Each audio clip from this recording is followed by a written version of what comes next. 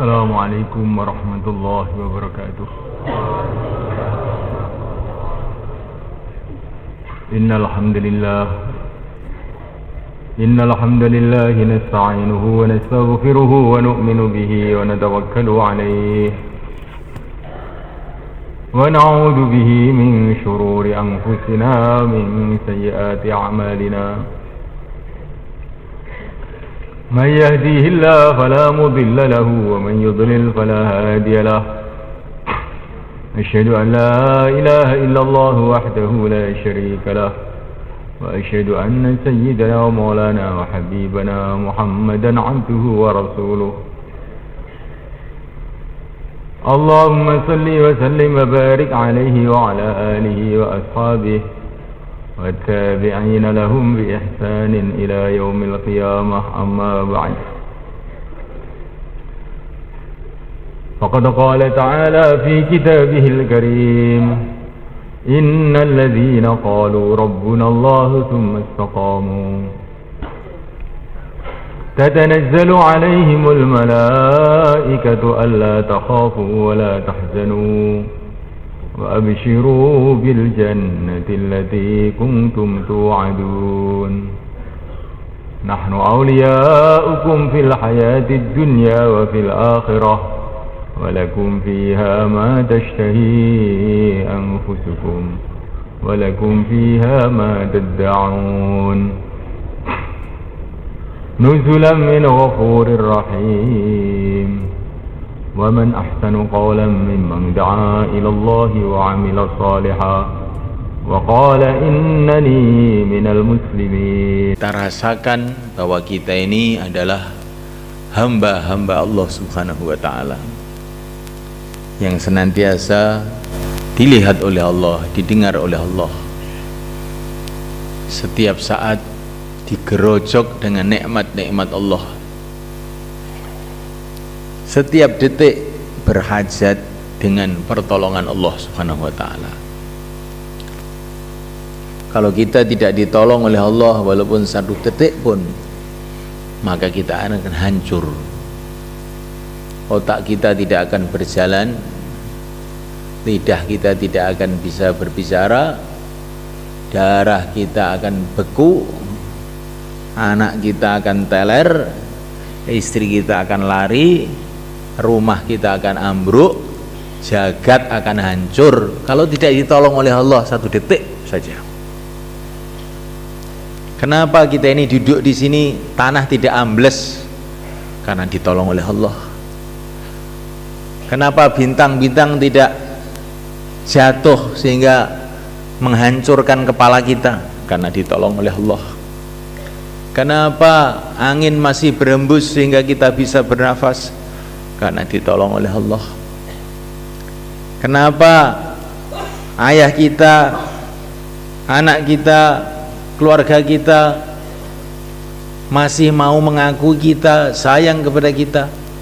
Karena ditolong oleh Allah. Satu orang ngaji semula kan. Waktu itu yang ngaji itu bilang, jangan kamu mengandalkan apa saja, semua milik Allah, kamu tidak punya apa-apa. Maka orang tadi hatinya itu nggak begitu bisa menerima. Saya itu punya rumah, punya istri, punya pabrik, punya toko. Kok katanya Pak Kiai saya nggak punya apa-apa, gimana? Maka dengan bersungut-sungut dia meninggalkan majelis itu. Maka dia pulang ke rumah, ketuk pintu, "Assalamualaikum." Katanya istrinya yang di dalam, "Siapa nih?" "Saya." "Kok siapa?" "Loh, pergi. Kamu orang mana? Pergi. Loh, kok istri saya ngusir saya ini gimana?" Maka dia mulai pusing. Sudah, saya tak ke pabrik aja, barangkali istri saya marah ini. Maka pergi ke pabriknya sendiri. Tahu-tahu oleh satpamnya ditanya, "Stop, Bapak dari mana? Mau cari siapa? Loh, saya ini kan punya pabrik ini. Pergi, orang gila, pergi. Nah, akhirnya pergi ke tokonya. Saya ini ada apa sih kok? Tahu-tahu di rumah diusir, di pabrik diusir. Sudah, saya tak istirahat di toko saya. Ketika mau masuk toko, ditanya sama tukang toko, Bapak dari mana? Loh, kok Bapak dari mana? Ini kan toko saya. Orang gila, pergi. Nah, akhirnya dia pusing. Ini kok saya semua diusir semua, gimana sih? Akhirnya dia pergi ke restoran. Dah makan aja lah, makan. Nah, pergi ke restoran, duduk. Dia mau ke kamar kecil. Di situ ada kaca. Dia berkaca. Tahu tuh kaget, innalillahi wa inna ilaihi raji'un. Pantesan istri saya tidak kenal dengan saya. Ternyata wajah saya berubah. Dia merenung, saya ini kok bisa begini nih, bagaimana ini? Ini barangkali tadi saya kualat ketika ngaji tadi. Tadi yang ngaji bilang semua milik Allah, dalam hati saya, semua milik Allah, saya punya rumah, punya istri. Barangkali itu yang Allah murka kepada saya ini. Sudah, gak usah makan sekarang. Saya tak wudhu aja, mau sholat ke masjid.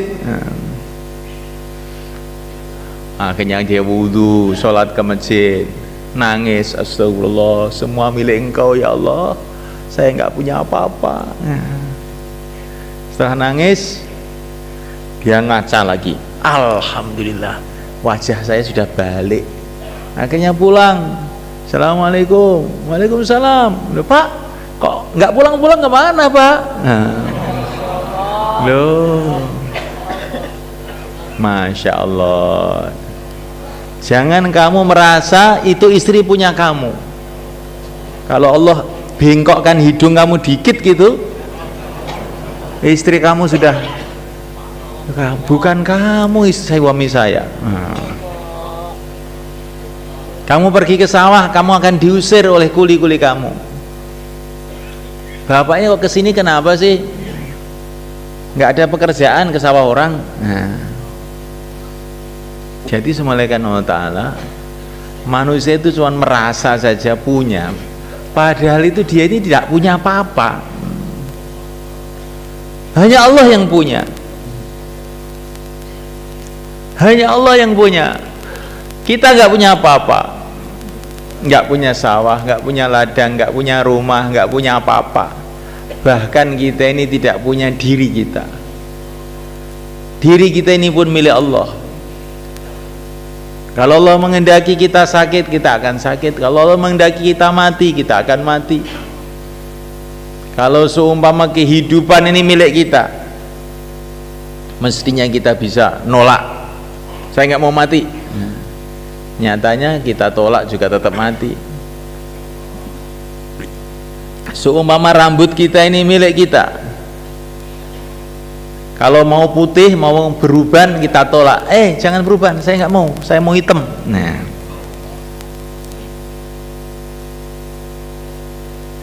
tapi semua ini milik Allah SWT.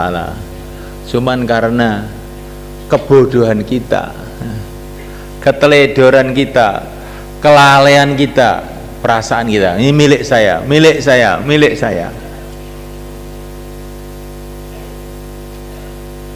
Maka semalakan Allah SWT, majlis kita ini majlis untuk mengingati Allah SWT, untuk supaya kita ini merasa betul-betul hamba Allah SWT, sehingga siang malam ingat kepada Allah SWT, siang dan malam tunduk kepada Allah SWT, siang dan malam berdoa kepada Allah SWT, siang dan malam mengamalkan agama Allah SWT. Inilah majlis kita. Majlis kita ini juga majlis syukur, untuk mensyukuri nikmat-nikmat Allah yang telah datang kepada kita. Banyak sekali nikmat-nikmat Allah yang Allah berikan kepada kita. Setiap nafas ini adalah nikmat. Setiap kedipan mata adalah nikmat. Setiap denyutan jantung adalah nikmat. Setiap hembusan angin adalah nikmat. Terbitnya matahari adalah nikmat. Kalau matahari tidak terbit, siapa yang akan bisa menerbitkan? Sehingga dunia gelap terus. Tenggelamnya matahari juga satu nikmat. Kalau Allah tidak menenggelamkan matahari, siapa yang bisa menenggelamkan? Sehingga dunia ini akan jadi panas yang terus. Tumbuh-tumbuhan ini adalah nikmat, biji-bijian adalah nikmat, semua nikmat-nikmat Allah tidak terhingga, tidak ada yang bisa ngitung jumlahnya. Dan semua nikmat Allah itu besar, tidak ada yang kecil. Al-Imam Al-Ghazali rahimahullah, beliau mengatakan, sesuap nasi kelihatannya perkara yang kecil, sebetulnya perkara yang besar. Sesuap nasi itu datang ke mulut kamu, itu prosesnya panjang. Sesuap nasi itu dari mana? Dari padi, pohon padi. Kalau Allah tidak ciptakan pohon padi, bagaimana ada sesuap nasi? Bukan hanya pohon padi saja. Pohon padi kalau Allah tidak ciptakan sawah, mau tumbuh di mana? Allah ciptakan sawah, kalau tidak ada angin nggak akan bisa tumbuh. Ada angin, kalau Allah tidak ciptakan air, kering. Kalau Allah tidak ciptakan matahari, maka pohon padi ini pun tidak akan bisa tumbuh dengan baik. Coba semalekan, ini pohon padi ini kaitannya dengan tanah, kaitannya dengan matahari, kaitannya dengan angin. Itu yang zahir. Belum malaikat-malaikat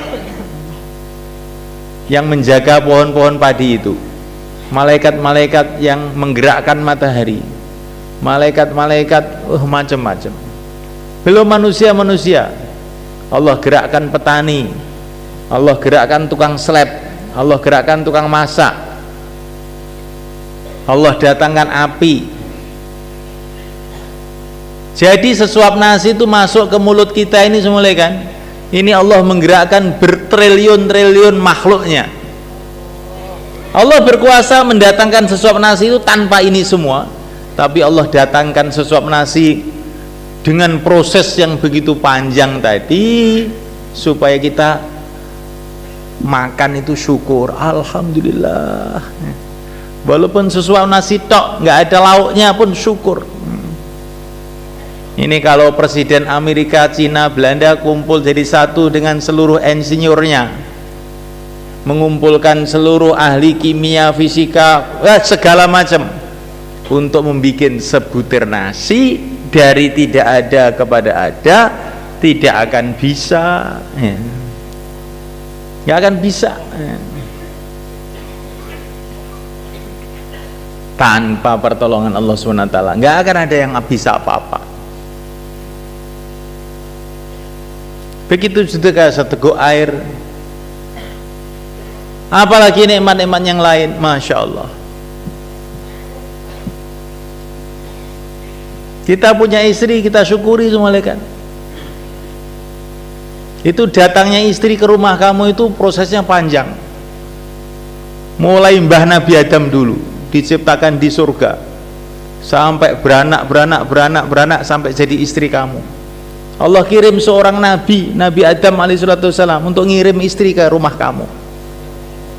Walaupun istrinya itu jelek, hitam, kita syukuri juga. Insya Allah malah kan.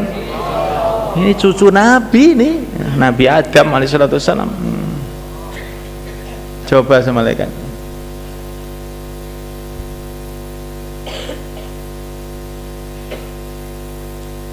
Ini majelis syukur, kita belajar syukur atas nikmat Allah. Orang itu kalau syukur itu akan ditambahi nikmat-nikmat dari segala arah.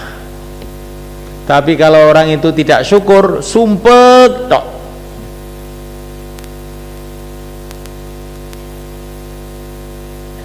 Makan nasi pakai sambal sumpek, nggak ada lauknya. Sudah pakai panggang ayam sumpek, kok cuman ayam saja. Sudah dikasih sate, gulai, krengsengan, terlalu asin. Sudah semuanya ada, kok tidak anget ya? Kalau anget tuh enak sebetulnya. Kalau sudah dikasih anget, kepanasan. Ini kalau orang tidak syukur, nggak ada cocoknya sudah. Naik sepeda ontel juga cemberut, naik Mercedes juga cemberut. Orang nggak syukur. Tapi kalau orang syukur, jalan kaki pakai sandal jepit, yang kanan hijau, yang kiri biru, itu senyum aja. Alhamdulillah. Kok saya diizinkan oleh Allah untuk berjalan di buminya. Kaki saya ini dosanya banyak. Kalau Allah tidak kasihan sama saya, sudah dibeleskan di tanah sana sebetulnya. Tapi kok masih diizinkan berjalan, diizinkan bernafas. Alhamdulillah, senyum aja kemana-mana. Itu orang syukur. Kalau orang nggak syukur, di mana aja nggak pas. Dikasih kepala besar, katanya kebesaran berat, sehingga ngaji teklak tekluk. Berat, kepalanya berat. Nanti dikasih kepala kecil kayak kacang hijau, kentengan, terlalu ringan. Ini kalau kepala seperti ini, apa nggak bagusnya dipotong aja? Sudah dikasih kepala di atas, tidak syukur, berat, maunya dibalik ke bawah, kayak jambu mente. Ini kalau orang tidak syukur. Makanya kepala diangkat, jangan ada kepala di bawah, diangkat. Assalamualaikum. Ini Subhanallahi wa ta'ala. Sebetulnya saya itu tidak ingin ngaji itu bilang begini ini, tapi karena melihat kepala-kepala ke bawah kayak jambu mente terpaksa. Betul, ini urusan agama, ini sebenarnya urusan serius, bukan urusan main-main. Tapi bagaimana lagi ya. Maka kita syukuri nikmat Allah SWT, insyaallah malaikat. Tapi nikmat yang terbesar, yang teragung, yang termulia, yang termahal, yang teristimewa adalah nikmat iman dan Islam. Ini nikmat yang paling agung, paling besar, paling mahal, paling istimewa. Karena nikmat iman dan Islam ini adalah merupakan tanda dari Allah bahwa orang itu dicintai oleh Allah. Kalau orang dikasih rumah, dikasih teknologi, dikasih harta, dikasih dunia seisinya, itu bukan tanda Allah cinta, bukan tanda Allah cinta, tidak. Karena dunia seisinya ini bagi Allah tidak ada nilainya sama sekali. Lebih rendah daripada sampah di belakang rumah kita itu, dunia seisinya ini di sisi Allah. Maka dunia ini diberikan kepada semua orang, orang iman, orang kafir, Fir'aun, Korun, Haman, semua dikasih. Bahkan binatang-binatang dikasih, kerbau, sapi, kambing, kalajengking, semua dikasih makanan semua. Jadi nikmat dunia ini tidak ada nilai dibandingkan nikmat iman dan Islam. Maka semua dikasih. Maka jangan heran orang kafir kok dikasih dunia banyak. Sampah ya. Sampah dikasih banyak, dikasih sedikit itu nggak usah dihitung. Ada orang yang sangat kamu benci datang ke rumah kamu. Assalamualaikum, waalaikumsalam, nyapok. Mau apa kamu sini? Anu Pak, saya minta sampah yang di belakang itu Pak, ambil semua, ambil semua, yang bersih ya, ambil semua, karena ini orang kamu benci, ada orang kamu cintai datang, Pak, mau apa kamu datang ke sini? Malam-malam datang, saya mau minta sampah yang di belakang. Sampah kok diminta? Duduk di sini, makan-makan dulu sama saya. Minta kok minta sampah. Makanya orang iman itu kadang-kadang minta dunia oleh Allah nggak dikasih. Dunia kok kamu minta toh? Kamu itu sudah saya bikinkan surga, istana-istana dari emas, dari intan, kok minta dunia? Dicalonkan jadi raja malah daftarkan hansip. La haula wala quwata illa billah. Kamu itu perlu keluar 4 bulan sana loh biar uteknya lurus. Shalom alaikum. Itu semuanya ini percontohan.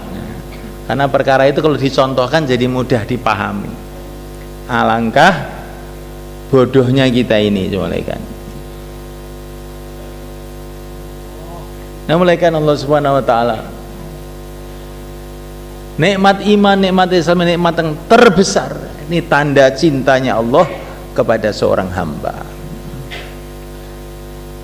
Jangan kita tergiur dengan orang-orang kafir. Wala yaghurrannaka taqallubul ladzina kafaru fil bilad mata'un qalil thumma ma'wahum jahannam wa bi'sal mihad. Jangan kamu tergiur dengan kemewahan-kemewahan orang-orang kafir di dunia ini. Kesenangan yang sebentar, kemudian mereka akan jadi intip jahannam. Iya. Ini berita dari mana? Berita dari Allah SWT, pencipta alam semesta. Maka kita jadi orang Islam itu yang syukur, yang seneng gitu.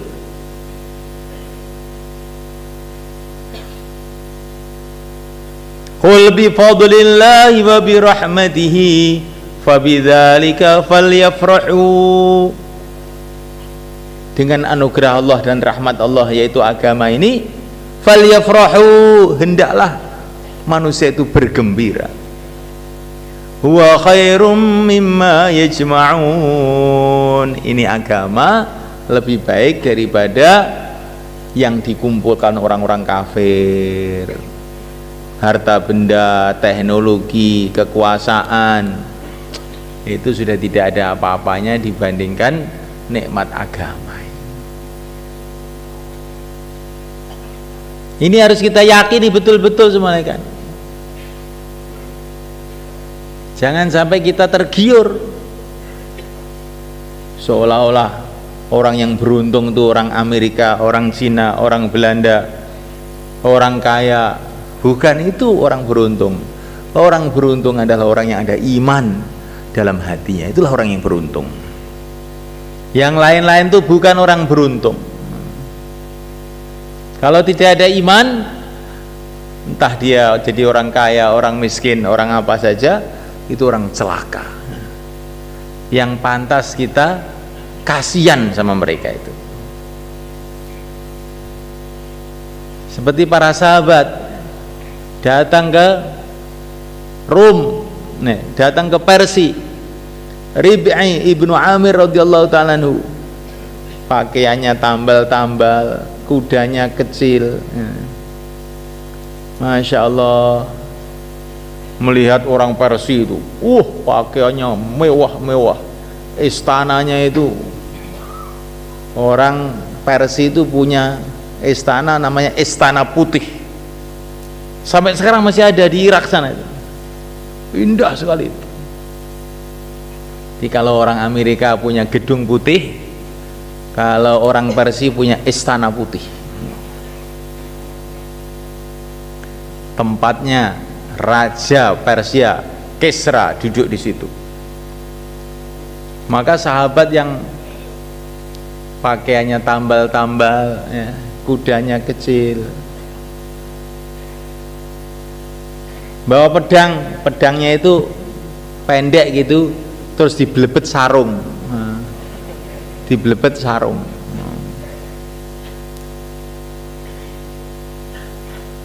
Tapi aneh semua kan, sahabat tadi melihat orang Persia, kasihan orang Persia. Malah sahabat tadi yang kasihan sama orang Persia kasihan ini. Kasihan orang Persia.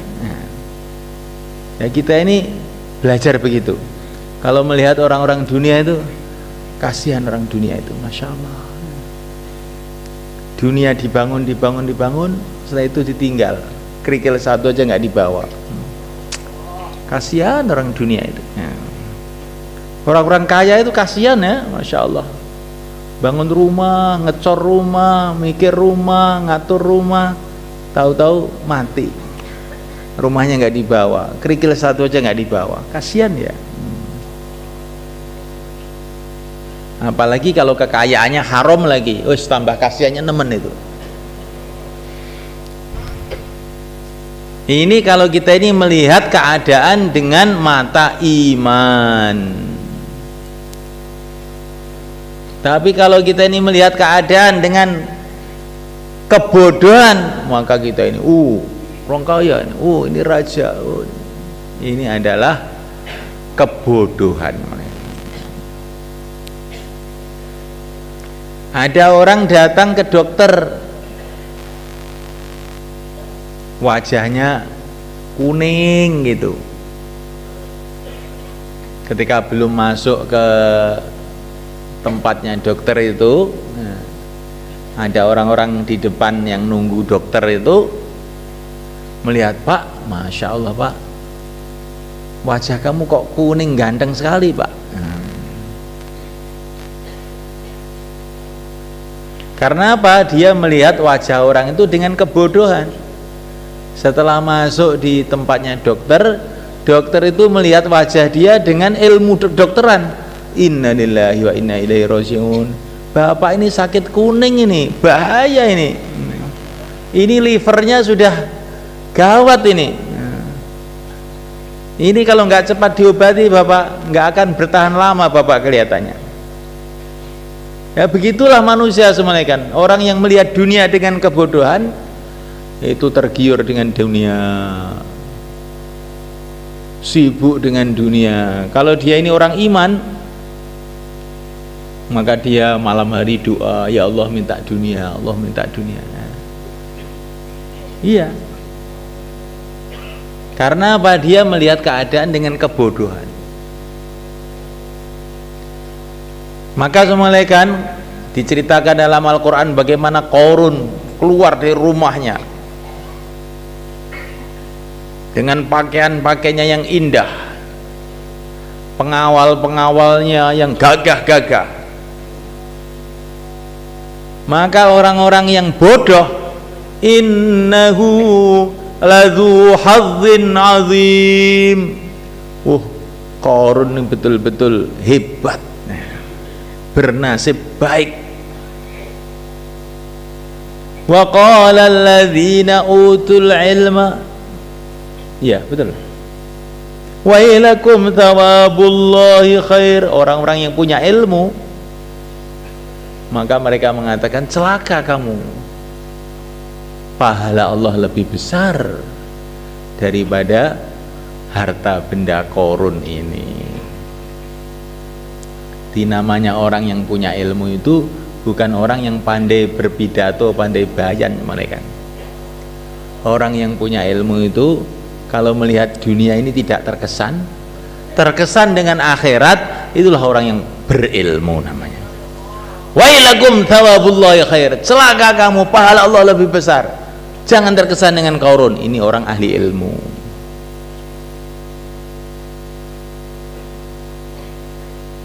Hadirin muliakan Allah Ta'ala, kita syukuri nikmat agama ini. Dengan kita gembira dengan nikmat agama ini, senang dengan nikmat agama ini. Kemudian kita rawat ini, nikmat ini. Kita amalkan nih agama dengan sungguh-sungguh, dan kita perjuangkan sampai mati kita. Insya Allah malaikat. Itulah cara mensyukuri nikmat agama. Kita gembira dengan agama, kita amalkan sungguh-sungguh, kita perjuangkan. Itulah namanya syukur. Itulah syukurnya para nabi dulu terhadap agama. Itulah syukurnya para sahabat dulu. Itulah syukurnya para wali-wali dulu. Kalau kita gembira tapi tidak kita rawat, belum sempurna. Kita gembira dengan agama ini, kita rawat ini agama, amalkan sungguh-sungguh, dan kita perjuangkan ke seluruh dunia. Insya Allah malaikat. Sebagaimana Nabi dulu menyebarkan agama ke seluruh dunia. Kemudian malaikat, ada nikmat lagi ini, mumpung ada Maulid ini bulan Maulid, bulan kelahiran Nabi. Sesuai banget kalau kita ini juga dalam bulan Maulid ini mengingati nikmat yang maha besar yang telah Allah berikan kepada kita.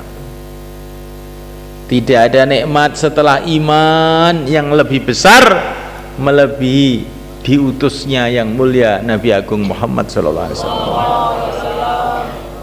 Kita menjadi umat beliau.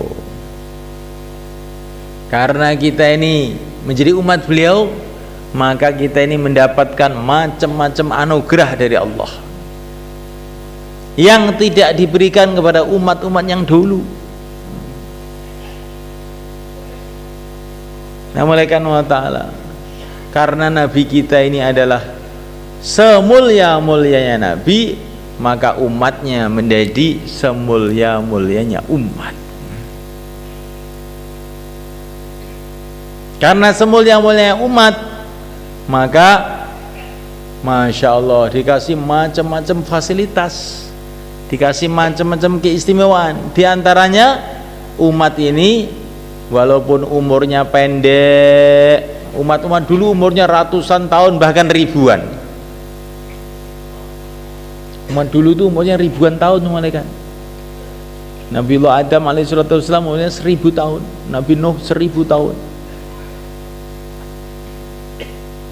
Ketika Allah menghendaki ada perubahan, zaman Nabi siapa begitu diceritakan dalam cerita-cerita para nabi.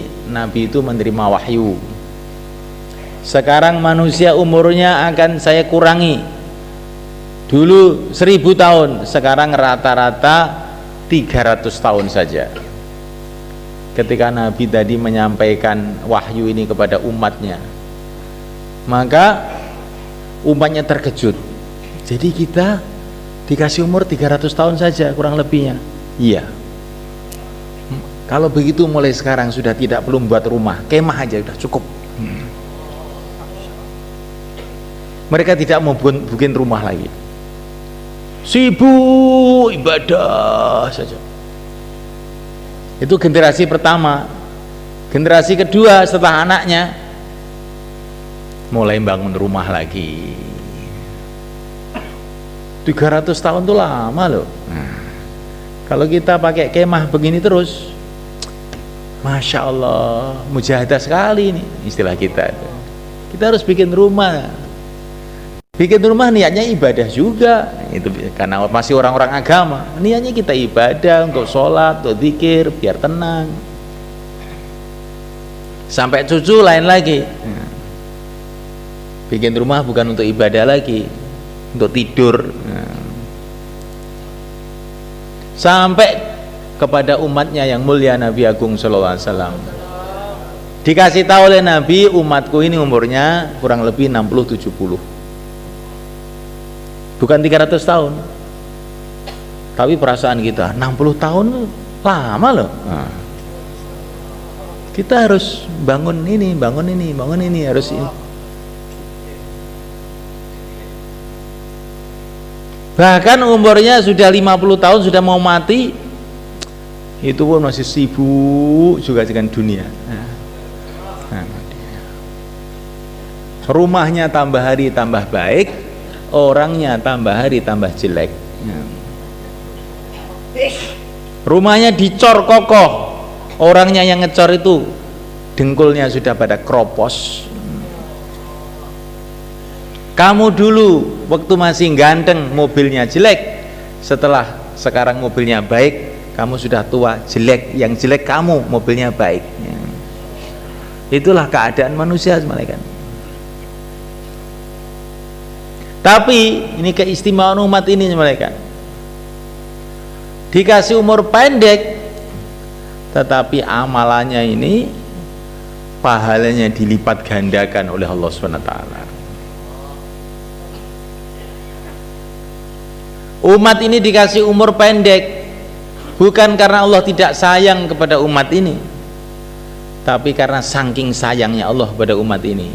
Nggak usah lama-lama di dunia, cepat-cepat ke surga saja. Jadi umur pendek ini perlu disyukuri sama mereka. Alhamdulillah umat ini kok umurnya pendek-pendek ya, sehingga cepat ke surga. Ini kalau kita paham kan, karena dunia itu untuk menunggu panggilan ke akhirat.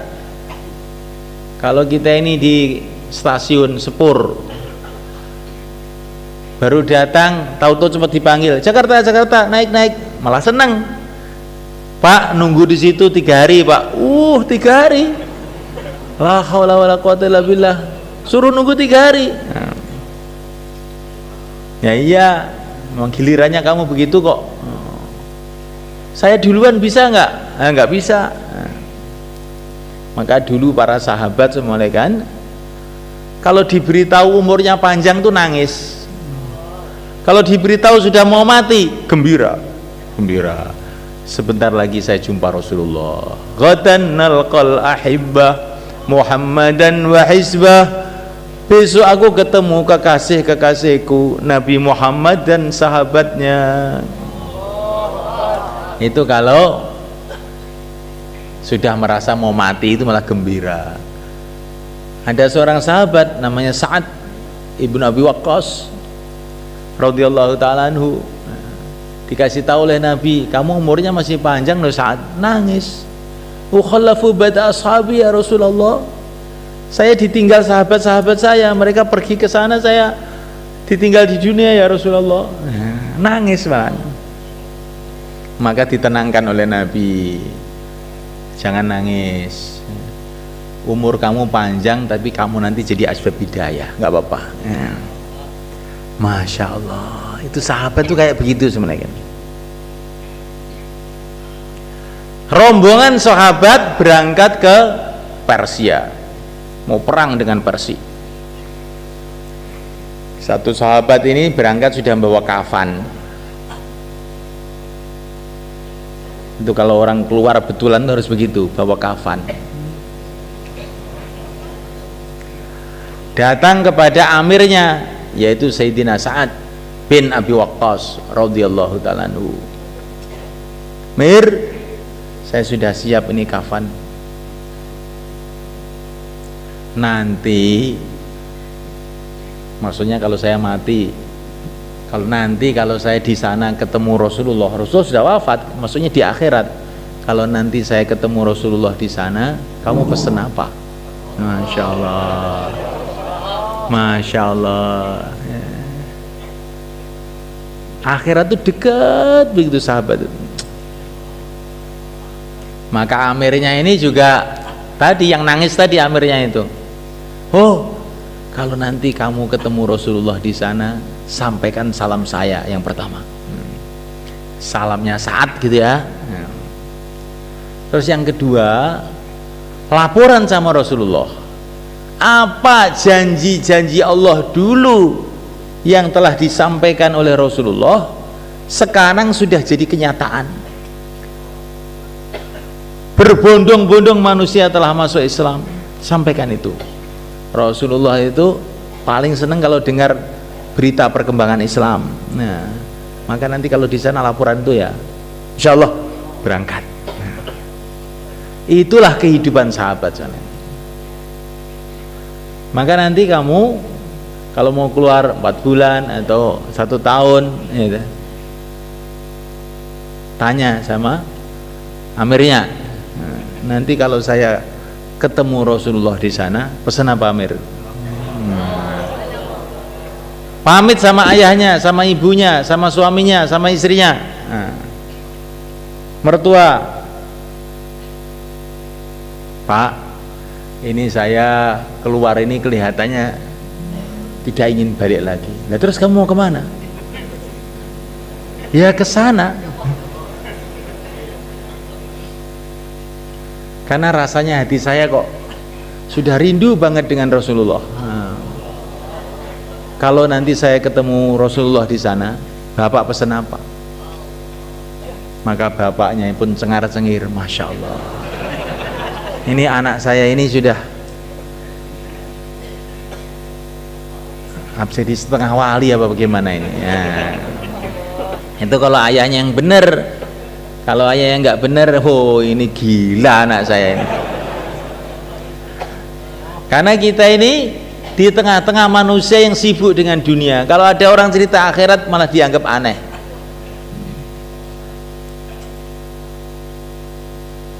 Zaman edan, ora edan, ora kebagian.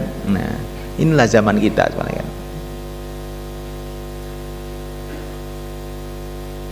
Orang yang waras dianggap gila, orang yang gila dianggap waras karena temannya banyak. Inilah keadaan manusia sekarang ini. Nah, mulai kan kita syukuri nikmat kita dijadikan oleh Allah sebagai umatnya yang mulia Nabi Agung Sallallahu Alaihi Wasallam. Dan umatnya baginda Nabi ini macam-macam keistimewaannya.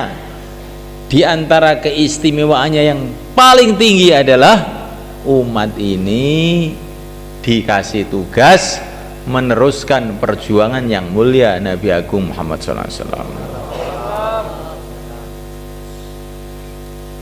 Laqad kana lakum fi Rasulillahi uswatun hasanah.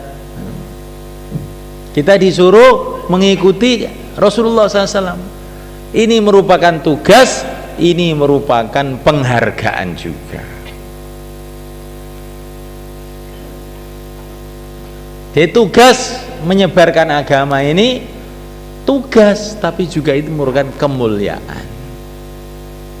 Kemuliaan mengandung tugas. Orang dikasih jabatan sebagai Pak Lurah, nanti ada tugasnya ngurus desa.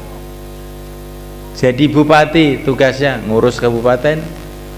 Jadi pengikutnya Rasulullah SAW ngurus umat. Sudah dikasih tugas yang begitu mulia, ini tugasnya Rasulullah.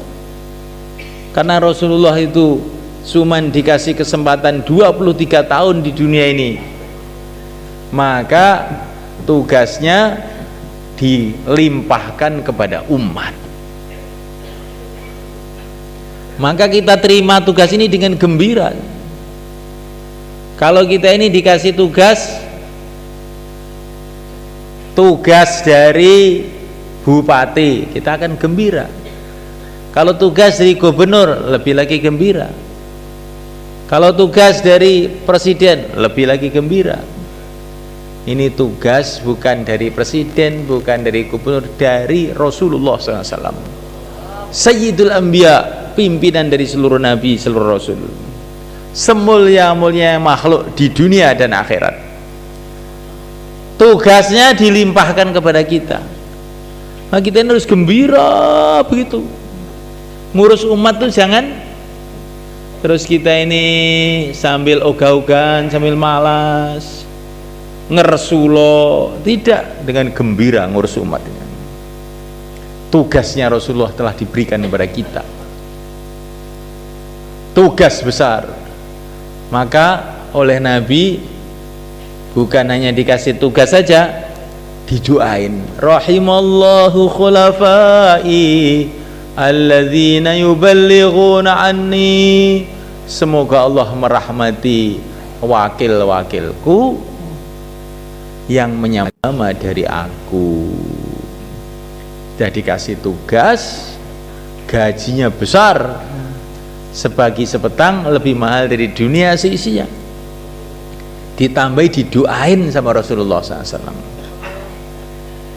dalam tugas ini pasti namanya tugas besar ada capeknya, ada kesulitan-kesulitannya. Tapi Nabi pesan, nggak usah khawatir. Isbiru hatta talaqauni alal haud.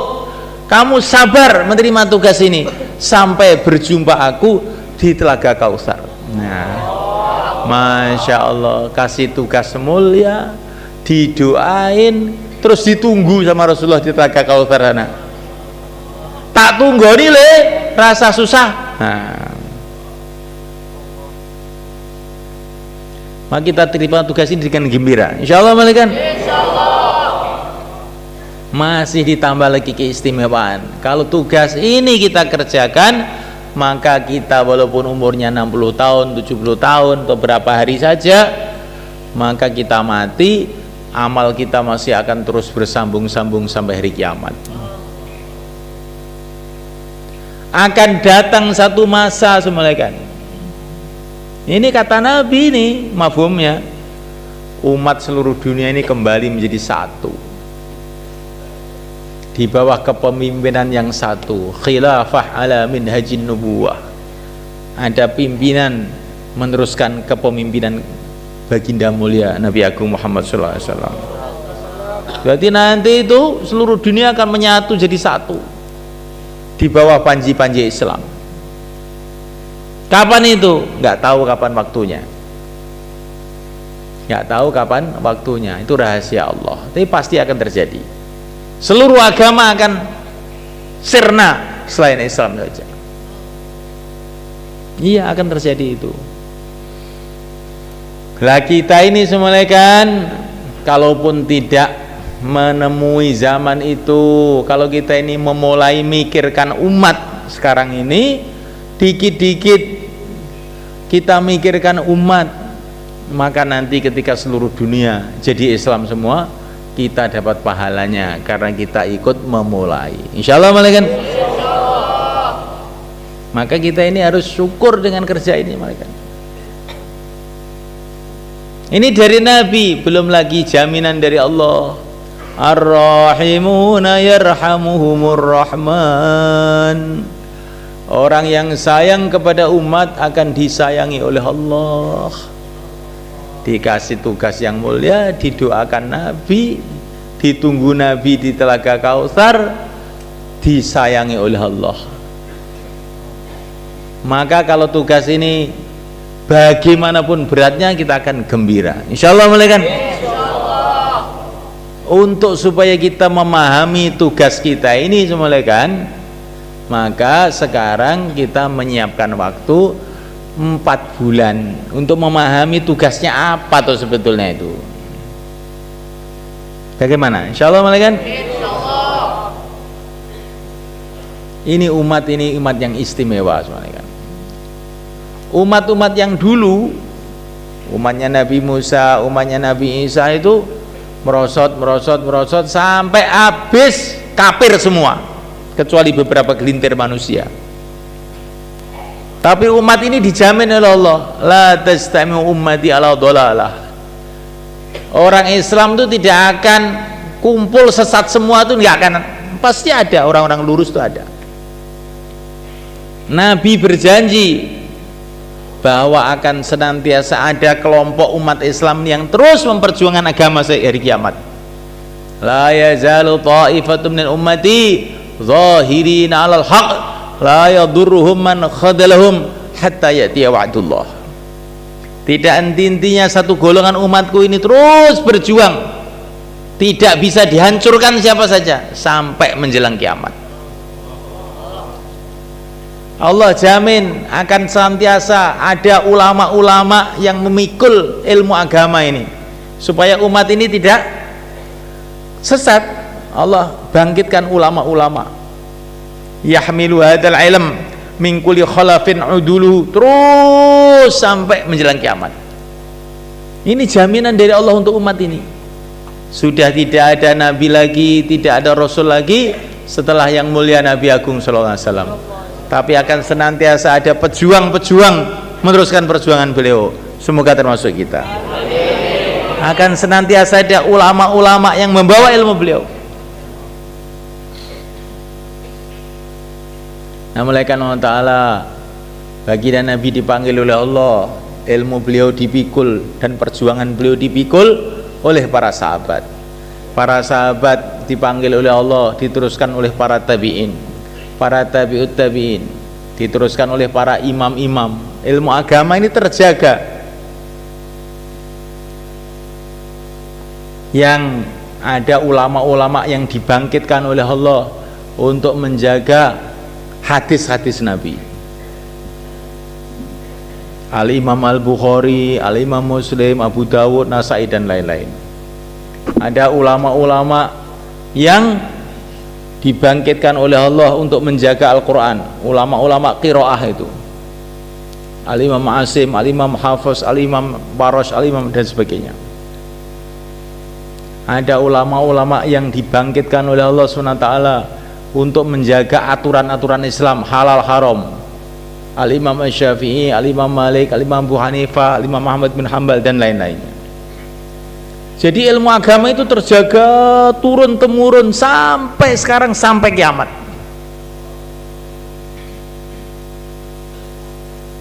Ini keistimewaan umat ini, malaikat. Maka sekarang ada orang yang nggak mau para imam, nggak mau para ahli hadis, terus mau memahami Quran, mau dia sendiri. Ini termasuk orang yang tidak mensyukuri umat. Allah bangkitkan para sahabat yang mengikul ilmunya Nabi, bangkitkan para imam-imam, bangkitkan para ahli-ahli. Disyukuri dong.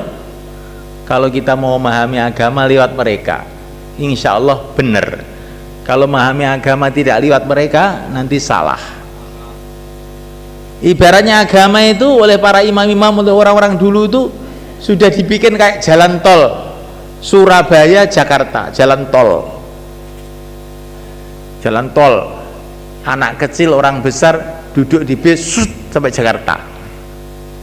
Nah, ini ada orang yang kemelinti, nanti kemelinti, sok sombong, oh saya nggak mau jalan tol, saya ini orang sakti, Superman. Nah, saya mau lewat hutan untuk ke Jakarta. Akhirnya lewat Bengawan Solo, dimakan buaya di situ. Lawang ada jalan tol sudah enak, tinggal jalan saja. Kok kamu lewat hutan itu bagaimana kalau dimakan genderuwo kamu? Begitulah semalekan. Ini sekarang tuh zaman tuh aneh. Aturan agama sudah jelas, sudah dibukukan, sudah disusun oleh para sahabat, para tabi'in, tabi'un sudah tersusun rapi, tinggal ngamalkan tok dan mempelajari. Lah kok malah bikin terobosan. Yo kalau ulo iso nerobos, terobosan ora iso balik malah.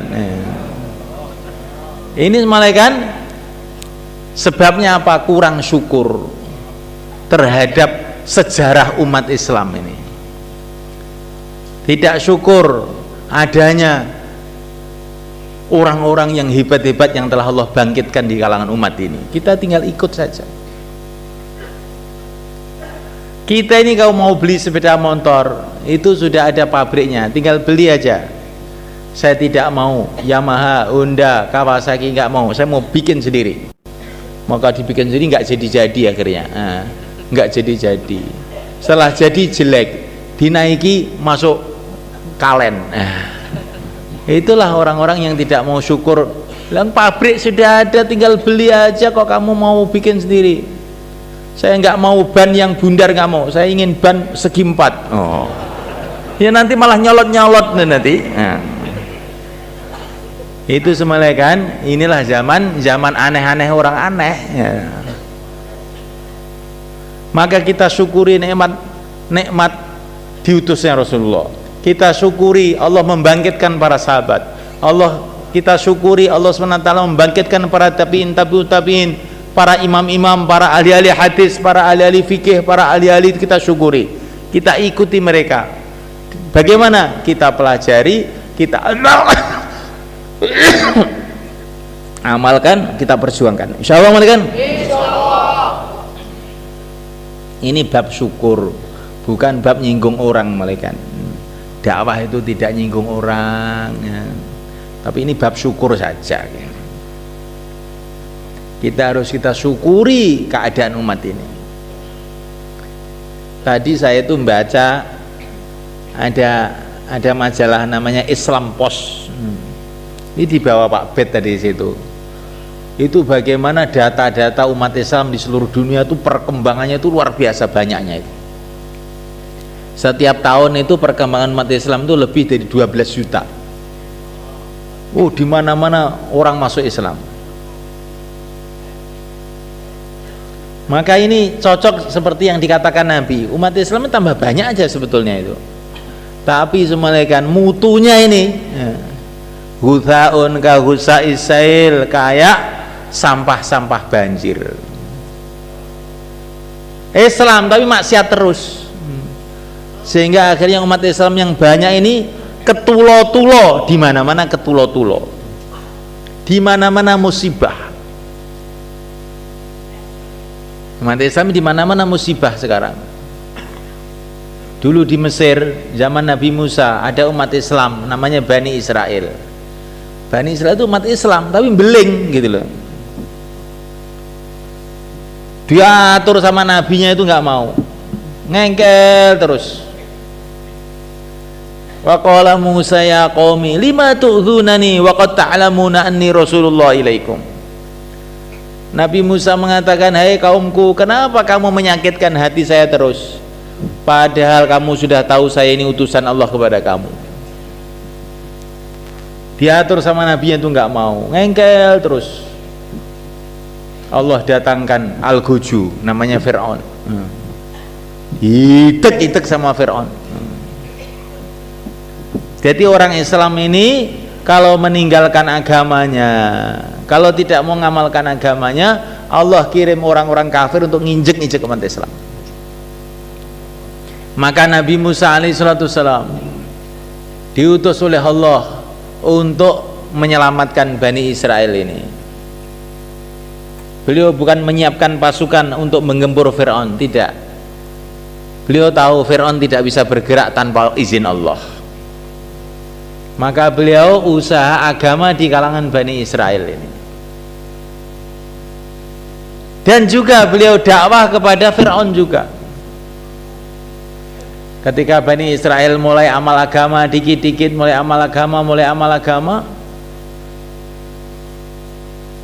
Fir'aun masih terus saja menginjak-injak Bani Israel. Maka Allah tidak terima, loh ini Bani Israel ini tobat kok mbok idik-idik terus. Genti Fir'aun, buang yang lautan.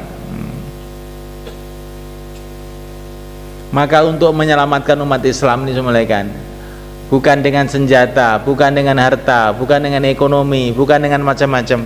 Satu saja, umat Islam harus kembali pada agama. Nahnu qaumun a'azzanallahu bil Islam wa mahma talabna al-'izzata bi ghairihi adzallana Allah. Ini nasihat Sayyidina Umar 1400 tahun yang lalu. Kami ini adalah umat yang dimuliakan oleh Allah dengan Islam. Kalau kita mencari kemuliaan di selain Islam, cari kemuliaan di ekonomi, cari kemuliaan di politik, cari kemuliaan di teknologi, adalah Allah akan hinakan kita. Ini Sayyidina Umar sudah memberi nasihat zaman dulu 1400 tahun yang lalu. Kalau umat Islam ini ingin kemuliaan bukan dengan cara kembali pada agama, justru ketulo-tulo, justru babak belur. Lah keadaan sekarang ini adalah buktinya. Maka bagaimana supaya umat Islam kembali pada agama? Tidak ada jalan lain kecuali dengan dakwah. Dakwah yang murni semata-mata karena Allah. Ad'u ilallah, mengajak manusia kepada Allah, tidak mengajak manusia kepada siapa saja. Dakwah ikhlas semata-mata karena Allah, untuk kepentingan akhirat, tidak untuk kepentingan-kepentingan yang lain. Maka bila dakwah semata-mata karena Allah, maka Allah akan berkati dakwah itu. Dalam satu hadis diceritakan nanti akan ada pertempuran besar antara orang Islam dengan orang kafir di Syam. Maka satu pasukan orang Islam berangkat siap mati, kalah. Tapi pasukan kedua siap mati, kalah. Pasukan ketiga siap mati, menang. Nabi mengatakan yang menang ini apa sebabnya? Karena yang ketiga ini sudah tidak menghendaki dunia. Selagi perjuangan masih menghendaki dunia, keok umat Islam ini. Tapi kalau umat Islam ini hanya perjuangannya hanya untuk akhirat saja, baru nanti akan ditolong oleh Allah. Insyaallah malaikat. Siapakah yang akan memulai? Kita mulai sekarang, nanti satu saat orang berbondong-bondong masuk Islam. Kita sekarang ini masih sedikit, ini untung kita mulai malaikat. Seperti orang mau haji. Sekarang mau haji harus antri dulu 12 tahun baru bisa haji. Karena penuh, pesawat penuh, tempat penuh di Mekah. Begitu juga dakwah ini semuanya kan. Nanti akan datang satu masa kita mau keluar tuh nggak bisa. Masjid sudah penuh semua Pak. Tunggu 4 bulan lagi baru bisa keluar. Bagaimana kalau kita begitu? Kita menyesal malaikat. Sekarang masih banyak masjid kosong, banyak tempat kosong, sehingga perjuangan masih terbuka.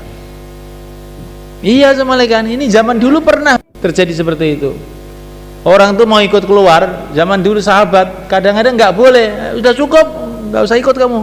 Orang nangis-nangis, saya mau ikut, nggak bisa, udah cukup. Nah, ya sekarang ini belum cukup, semua masih diterima. Nah. Kita tidak mengira semuanya kan, usaha-usaha agama itu bisa hidup. Dulu 80 tahun yang lalu, Syekh Ilyas di masjid yang kecil di Nizamuddin ngirim jamaah-jamaah. Beliau selalu mengatakan akan kita kirim jamaah ke seluruh dunia. Orang-orang tertawa melihat Syekh Ilyas itu. Seluruh dunia? Gimana seluruh dunia? Pada waktu itu betul-betul melas keadaan kan. Masjid kecil, orang sedikit, jamaah 3 hari dikirim. Ternyata dikirim itu bukan dakwah, bukan taklim, ngerokok aja. Tapi saya lihat itu, masya Allah, gembira. Dipelui itu jamaah-jamaah 3 hari yang ngerokok itu. Masya Allah, kamu sudah berjuang besar, memulai satu perjuangan besar. Ya. Jadi semulaikan Allah SWT. Maka kita mulai ini perjuangan. Ini walaupun kelihatannya biasa-biasa ini semulaikan. Kamu lihat dulu 1400 tahun yang lalu baginda Nabi sendirian, terus bersama Abu Bakar, bersama Sayyidina Ali, sendirian datang ke rumah-rumah. Tiba-tiba berjuta-juta manusia telah masuk Islam. Berpuluh-puluh negara masuk Islam. Persia runtuh, Romawi runtuh, negara-negara besar runtuh. Asalnya Nabi itu datang dari rumah ke rumah, ayuhan nas qulu la ilaha illallah. Maka ini kerja kita ini semulaikan, kalau kita sungguh-sungguh dengan ikhlas, oh nanti akan datang satu masa orang itu berbondong-bondong masuk Islam, sehingga kita ini heran, loh kok bisa? Para sahabat di Makkah Al-Mukarramah diusir-usir, disiksa. Tidak lama kemudian seluruh orang Mekah masuk Islam semua, siap mati semua untuk membela Islam. Para sahabat itu heran, loh kok iso ya? Biyen sing musuhi Islam loh, saya jadi wali. Dulu Suhail bin Amr ini tokoh Mekah, namanya Suhail bin Amr. Ini musuh Islam yang luar biasa. Tahu-tahu bayan ngajak orang masuk Islam. Masya Allah. Para sahabat heran, bagaimana Allah merubah keadaan begitu cepat sekali. Jadi semulaikan Allah Ta'ala, maka kita tidak usah terkesan orang mau orang tidak mau, yang penting kita gerak. Insya Allah malaikat. Maka yang niat untuk 4 bulan cash besok silahkan berdiri. Taqabbalallah.